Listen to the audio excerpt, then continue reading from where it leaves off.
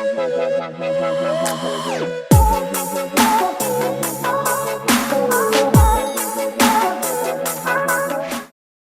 in the last series, we covered a variety of topics dealing with cutting water bottles.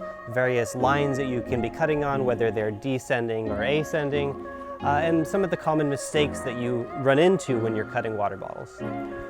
We got a lot of positive feedback, and we decided we'd make another series going a little more into some of the nitty-gritty details that you need to know when you're using a sword. Specifically things to do with your grip and your structure in your arms, how your legs and your posture and stance can affect your cutting, and how to really use your entire body in that cut, from your hips up through your shoulders, coordinating your core to make those cuts powerful. So when you're gripping a sword, you need to factor in how your hands are going to affect the blade. The difference between the angle of the cross and your forearm can affect different ways that the blade can be swung or what cuts can be thrown.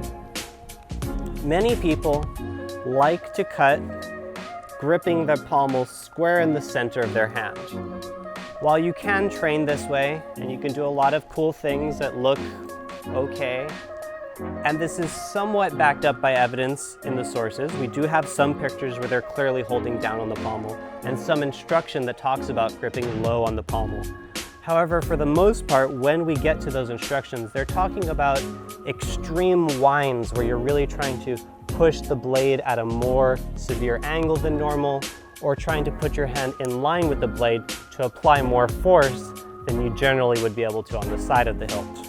So when somebody asks me if they should be gripping the pommel while they are fighting with the sword, my general answer is, for the most part, no, you should not be. The connection your hand has with the pommel is not as strong as the connection it can have with the hilt.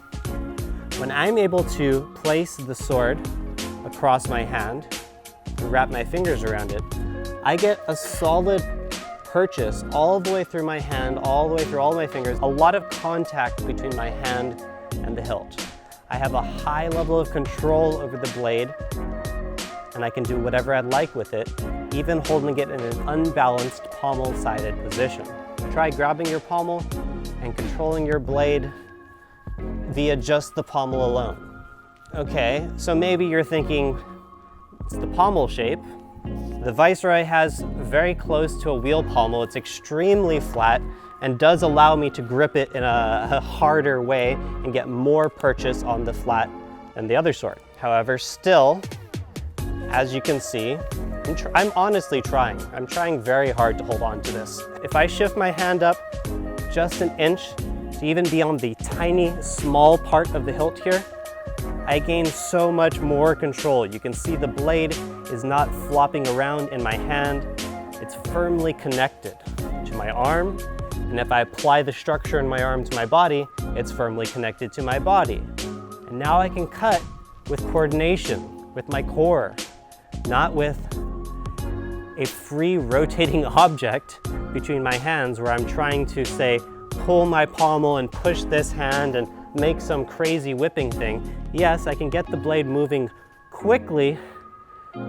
However, the rotation ends up being in this hand, in the front of the blade, not in my body. The rotation from your center out to your blade makes a massive difference versus something like this in terms of the amount of power you can apply. So when do I grip the pommel? I grip the pommel if I'm doing a huge wind over my opponent's blade and I'm thrusting them. I grip my pommel if, say, I want to be a quirky, fun fighter and throw some one-handed thrust. I may grip my pommel there because I'm trying to get maximum possible extension to surprise my opponent. However, if I throw a thrust like this and my opponent strikes my blade, I have very little control over it and it may go somewhere else. If I were to do the same idea, but down on the hilt here, I may lose an inch or two off of the handle that I could be holding it there, but I gain a lot of structure. They hit this blade, I'm going to be able to, even if it gets knocked around, still be in control over my sword, right? So The purchase of this hand on the hilt is critical for controlling your blade at all times. That doesn't mean you must grip the hilt at all times. You can transition between the two, but your majority of the time, I would recommend gripping the hilt.